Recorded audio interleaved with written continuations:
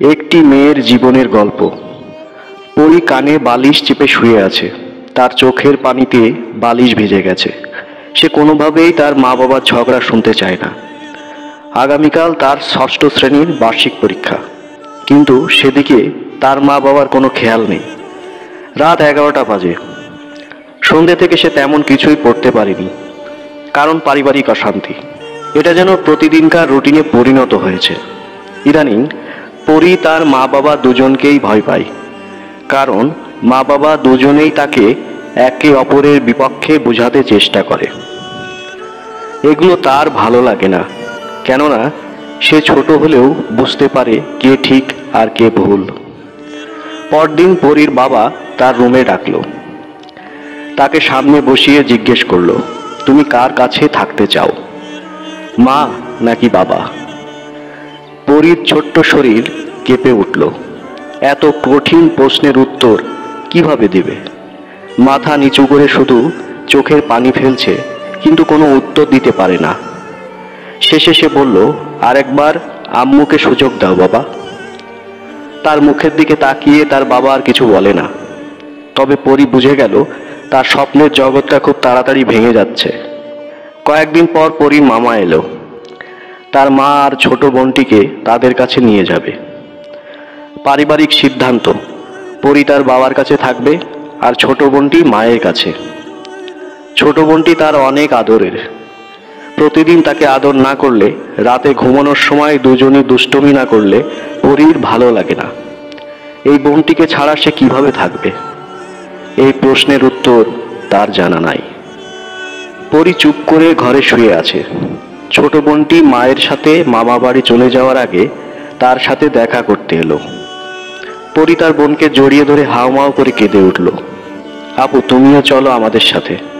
তবে আমি কার সাথে খেলা করব, কার সাথে ঘুমাবো? তুমি ভালো থেকো, আম্মুকে একদম জ্বালাতন করবে না।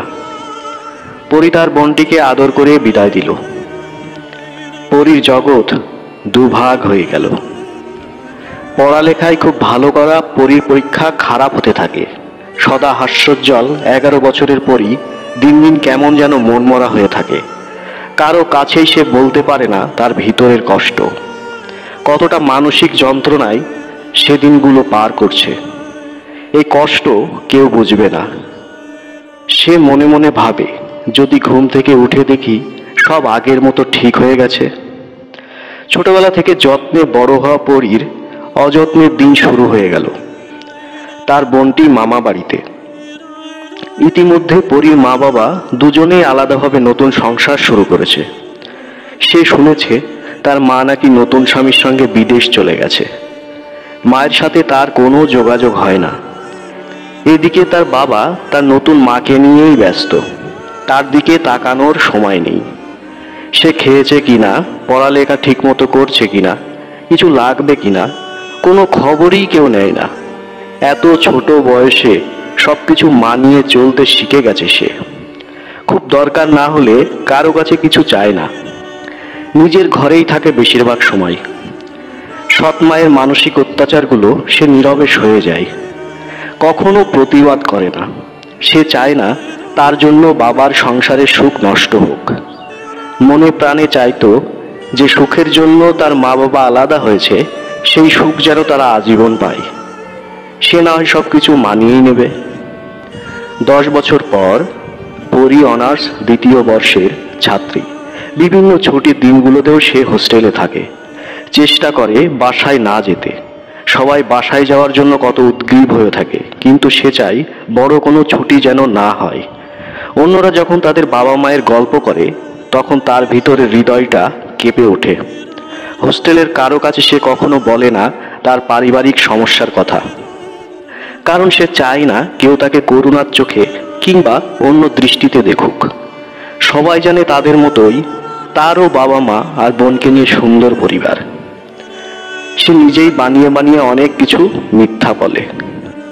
তার ভালোই লাগে তার কল্পনার জগৎটা সবার কাছে তুলে ধরতে। এই 10 বছরে পরি নিজেকে গুছিয়ে নিয়েছে। এর মধ্যে তার মায়ের সাথে আর কখনো যোগাযোগ হয়নি। তার বাবাও পছন্দ করে না মায়ের সাথে সে যোগাযোগ রাখুক। একদিন ভার্সিটির বান্ধবীদের সাথে পরি একটি শপিং মলে গেল। হঠাৎ একটি দোকানের দিকে চোখ পড়ে পরিস্তব্ধ হয়ে দাঁড়িয়ে থাকে। তার মাকে দেখতে পেল। তার কোলে ছোট্ট একটি শিশু এবং পাশে একজন বয়স্ক লোক, হয়তো উনি মায়ের স্বামী। তারা শপিং করছেন। পরি সাথে সাথে আড়ালে চলে যায়। সে দূর থেকে মন ভরে মাকে দেখতে থাকে। চোখ দিয়ে তার অনবরত পানি পড়ছে। তার খুব ইচ্ছে হচ্ছিল মাকে গিয়ে জড়িয়ে ধরতে, কিন্তু সে মায়ের কাছে যায় না। পরি ভাবে, থাকুক না তারা তাদের মতো, কি দরকার ভুলে যাওয়া ক্ষতকে আবার জাগিয়ে তোলার। ধীরে ধীরে মা আর একবারের মতো চোখের আড়াল হয়ে গেল। পরির মুখ দিয়ে একটি কথাই বের হয়ে এলো, ভালো থেকো তোমরা, আমি মানিয়ে নিয়েছি। তো বন্ধুরা, আজকের এই গল্পটি যদি আপনাদের একটু ভালো লাগে অবশ্যই একটা লাইক করে দিবেন, বন্ধুদের সঙ্গে শেয়ার করে দিন। আর এরকম ভিডিও পেতে হলে, এরকম গল্প পেতে হলে অবশ্যই চ্যানেলটিকে সাবস্ক্রাইব করে বেল বাটন প্রেস করে রাখুন, যাতে করে আমার লেটেস্ট ভিডিওগুলো সবার আগে আপনার মোবাইল স্ক্রিনে দেখতে পান। তো আজ এই পর্যন্তই। ভালো থাকবেন, সুস্থ থাকবেন। ধন্যবাদ সবাইকে।